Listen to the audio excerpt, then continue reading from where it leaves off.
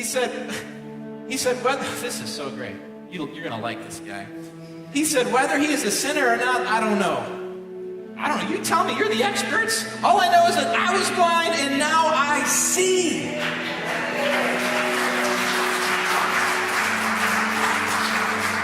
They say, well, what did he do to you? How did he open your eyes? And now he's just starting to get a little saucy, right? A little sassy. He said, I've told you already and you did not listen. Why do you want to hear it again? Do you want to become his disciples too?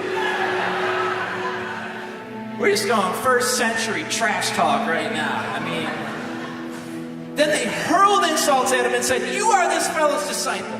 We're disciples of Moses. We know that God spoke to Moses. As far as this fellow, we don't even know where he comes from. Now, he didn't step back. He steps into this one. He says, now that is remarkable. You don't know where he comes from, but he opened my eyes.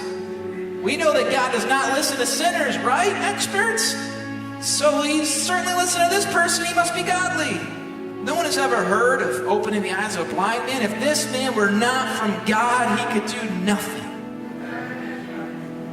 To this they said, and listen to this, you were steeped in sin at birth.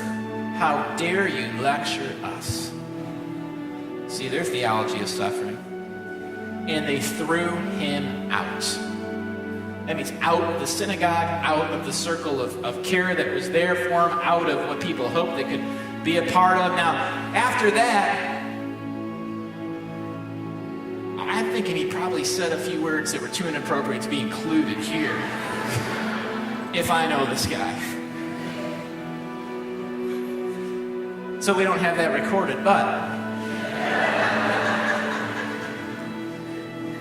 what's happening here? His story and his Jesus doesn't fit into their box, right? They have their expectations of who Messiah is and of how God should work. And he needs to work according to their rules, according to what they've defined. And if he's not going to do that, then it disqualifies him from being Jesus, from being Messiah, from being sent from God. And just don't we do the same thing? Or can't we be tempted to? If Jesus doesn't work the way that I expect him to, then I will not follow him. I thought it'd be easier by now to follow Jesus. Why is it so hard? Why is he saying hard things that, like, not everyone cheers me on for when I believe them? He needs to fit more into what's doable for me. And here's your point if you remember anything. If Jesus doesn't fit into your box, the problem isn't Jesus.